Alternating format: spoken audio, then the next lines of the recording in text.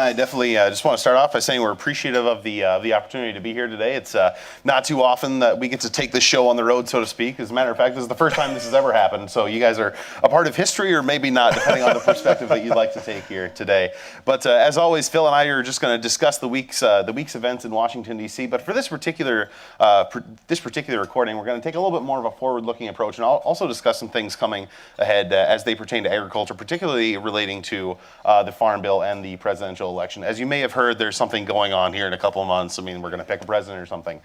But in relating to things that are happening in Washington right now, we're going to start off with that. So we definitely appreciate the Organic Trade Association for having us. But let's talk a little bit of GMO labeling. We haven't heard enough discussion about that yet today, nor have we heard enough discussion about that the last couple of months. And certainly it's been a lot of developments on GMO labeling.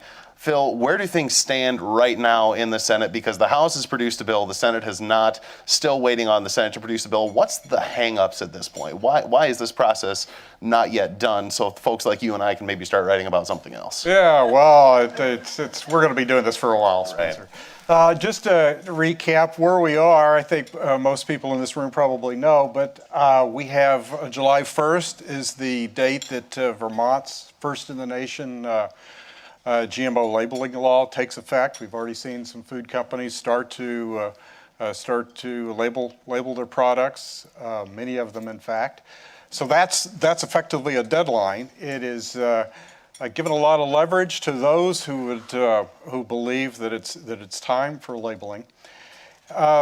Senator Pat Roberts, the chairman of Senate Agriculture Committee, and the ranking Democrat Debbie Stabenow have been going back and forth, negotiating, both of them struggling to get to the 60-vote threshold that it takes to pass a bill. There's still a number of issues to be settled.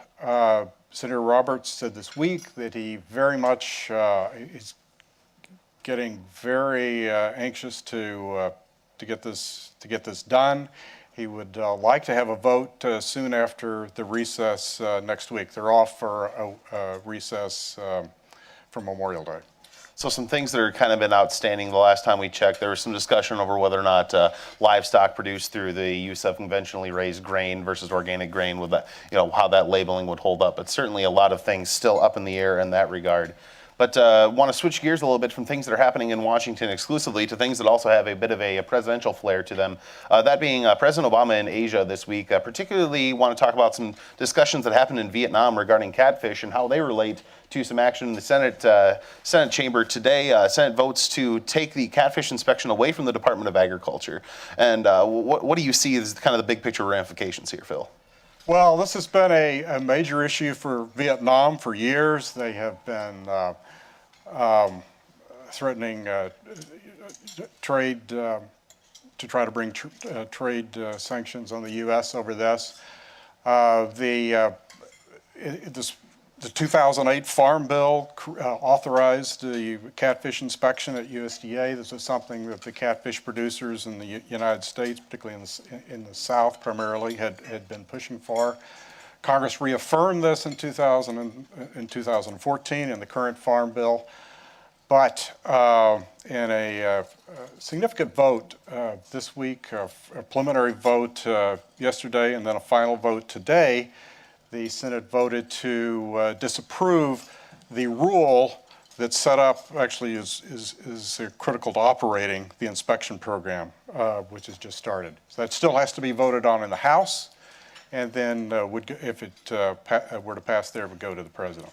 Just want to briefly mention, wrapping up kind of the current events portion of things here, just want to briefly mention some action that's going on in regards to appropriations, some things going on there. Really only one bill that particularly relates to agriculture is probably going to be making it through both chambers before this Memorial Day recess, that being the Energy and Water Appropriations Bill. Some folks are keeping an eye on that in relations to what might materialize, maybe a Waters of the U.S. rider and things of that nature. But in particular, deference to this crowd is some report language in some appropriations bills regarding the animal welfare rule as it relates to organic production, and some things in there such as, particularly as they relate to poultry. There are some folks that that were not too big of fans of some of the things that were in that rule, thought that they maybe went a little bit further than they should have. Phil, but the language that's in the appropriations bills at this point is simply just report language. So they're basically telling Secretary Vilsack the intent of Congress, correct? They're basically all they've agreed to do, all the appropriators agreed to do, and this is on both sides, they both basically told Secretary Vilsack to pay attention to the comments. The chairman of the Senate Agriculture Appropriations Subcommittee, that's Jerry Moran of Kansas, he said afterwards, after their votes last week, he said that essentially he saw this report language as a placeholder so that the negotiators could potentially address this later. That's more or less a signal to USD and Vilsack to pay attention to this, whether they address it. One thing I should point out is that one of the largest egg producers that I'm sure well known to many here is in Michigan. Very concerned about this rule and the requirement for outdoor access. Has raised this issue personally with Debbie Stabenow, the senior Democrat on the Senate Agriculture Committee. She has talked to the secretary.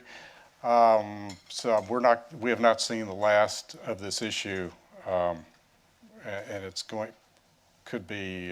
could come up in the final negotiations as well. But that's something that's going to continue to boil this year. Right. All right, let's shift gears a little bit here and stop backward looking and start forward looking a little bit, particularly kind of into the future as we look at what might be coming ahead into the next farm bill. And Phil and I were talking before we sat down for this, and a comment that I attributed to House Agriculture Committee ranking member Colin Peterson in Minnesota. Other people have probably said, I'm just going to give him the credit at this point. But he said it's really not a good idea to write farm bills in either high prices or low prices. And the last two farm bills are probably going to be written in a situation of both. Because the last farm bill, prices were very good, and really even that 2012 boom is when a lot of the discussions were going on. And things have cooled down quite a bit, and it's looking like this next farm bill is going to be written during a period of pretty low prices.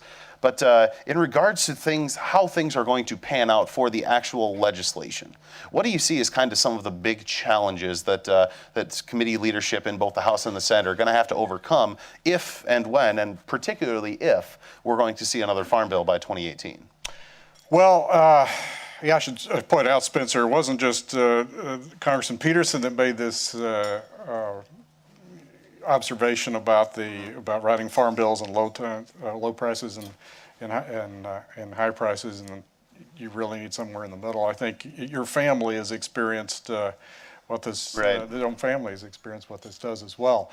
Well, I would say there's two big issues as they look to write the new farm bill in the next Congress.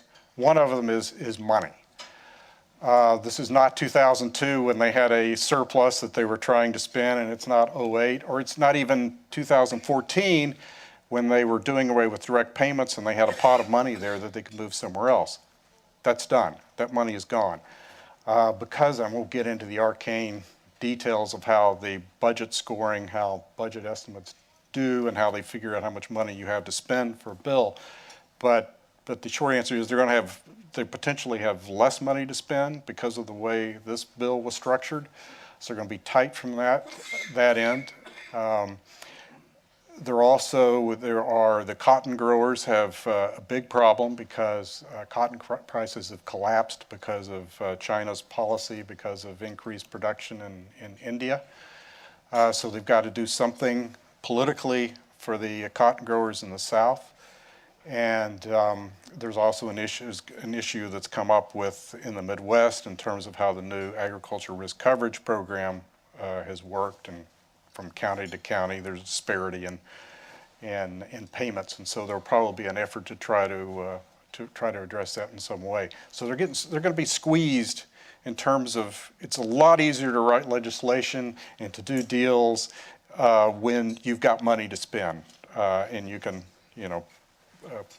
put a little more money here and a little more money there. I should also mention conservation. That's another issue where they had some money to spend by cutting the Conservation Reserve Program. That money is is gone. Now there's pressure to increase the CRP. So where does that come from? And those that were in attendance today saw Agriculture Secretary Tom Vilsack make some comments about whether or not, how about his desire that when they're writing the new farm bill, they take a different approach and don't necessarily look at this as far as we need to save X amount of dollars to make this bill happen, but rather what are the programs that we want. So maybe looking aside from the money and shifting gears and looking at the partisanship around the issue, which, forgive my youthful ignorance, but I'm going to move in from reporter to analyst here. I don't really know if the partisanship is going to go anywhere in Washington. That's a bold statement I'm willing to make here today. But particularly as it relates to the Farm Bill, we saw an attempt in this last Farm Bill, with the 2014 Farm Bill, when it first went to the floor, they split it. And, or excuse me, I misspoke there.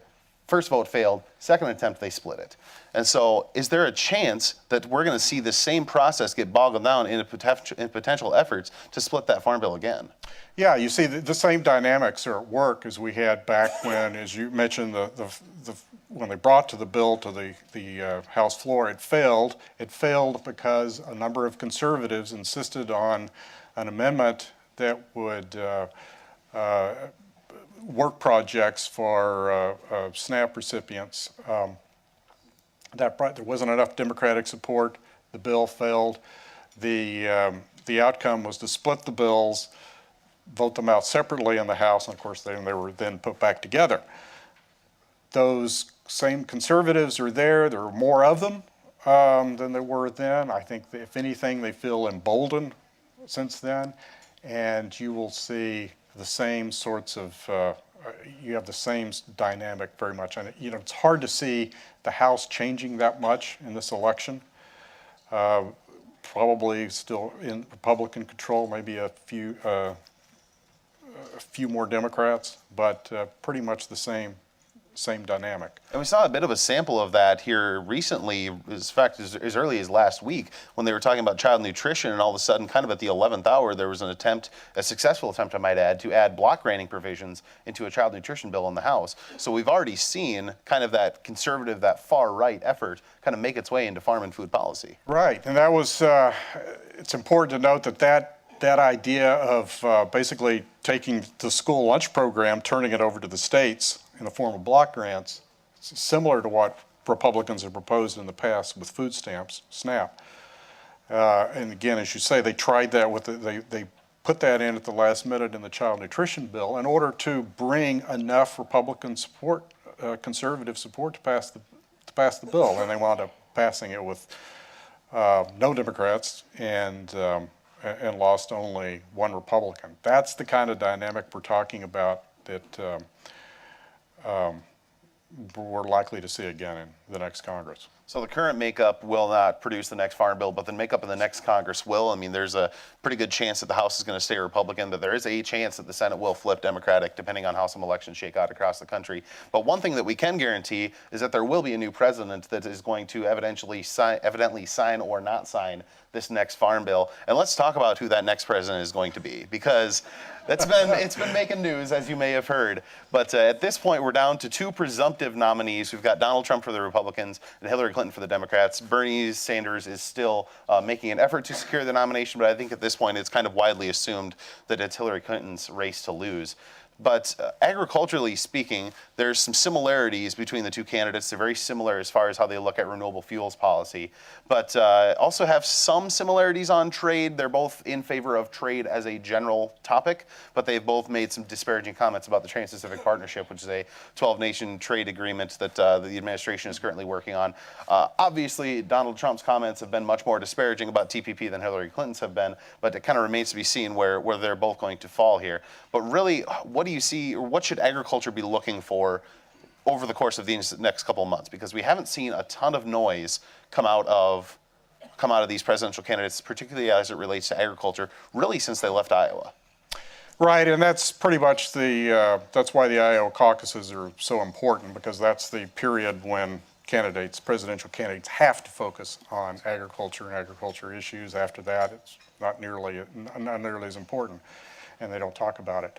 But that brings the point, and I think it's very important to emphasize, whoever is the next president presumably is going to want to get reelected in 2020. Fair. And the road to reelection always goes through Iowa until they change the system, move Iowa down in the process. And a new president, and you saw this with Obama, you saw it with George W. Bush. George W. Bush practically lived in Iowa for his first term. He spent a lot of time there. They will pay a lot of it. Whoever is president will pay a lot of attention to Iowa. They will not.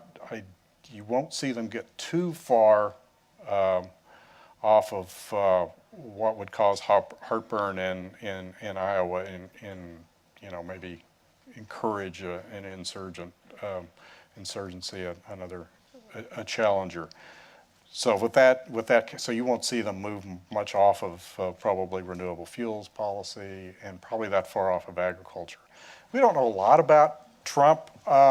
He certainly gives many in agriculture heartburn with his attacks on trade and immigration. The idea of deporting every illegal immigrant and undocumented immigrant in the country would, I don't need to say what that would do to much of agriculture as we know it in this country. He has not said a lot. We know he's also supportive. He came out very strongly in support of the renewable fuel standard. He has not said a lot about other aspects of farm policy. He has indicated in surveys that he's generally supportive of crop insurance and biotechnology. Some of his Governor Branstad in Iowa supports him. Senator Grassley has been very supportive in recent statements, and Governor Branstad's son, Eric, who runs a renewable fuel policy advocacy group, is a very strong supporter of Trump. So I would imagine they are going to have some influence on his policy. And very importantly, the chairman of House Agriculture Committee, Mike Conaway, has come out and endorsed him and has made clear that he wants to influence his positions as well. And Secretary Clinton is called secretary because of her time in the Obama administration. Right. She and Secretary of Agriculture Tom Vilsack are very close. He has offered his endorsement of her way back at caucus time. So we'd essentially be looking at kind of a continuation of Obama administration policies there? Very much so. She's indicated we know more about her policies. Tom Vilsack was very early supportive of her. He actually, many people don't remember this, but he actually ran for president. He was actually a candidate himself. Very briefly, but yes. Briefly. After he ended his campaign, he supported Mrs. Clinton very vigorously in Iowa and helped her in the caucuses there back in 2008. So I think we'll see a very much a continuation of the Obama administration's policies in a Clinton administration. Certainly a lot of interesting things to follow here in these next couple of months, and really these next couple of years as we look into agriculture policy. A lot of things are going to change, a lot of things are going to stay the same, and we'll be happy to keep you apprised of which is which here at Agri-Pulse Communications. But I think that's going to do it as far as for Phil and I's presentation. We're going to abandon our online audience at this point and take some questions from the room. We certainly want to say we appreciate the Organic Trade Association for having us. Looking forward to your questions and what information you might be looking for. But I think that's going to do it as far as this week's video is concerned.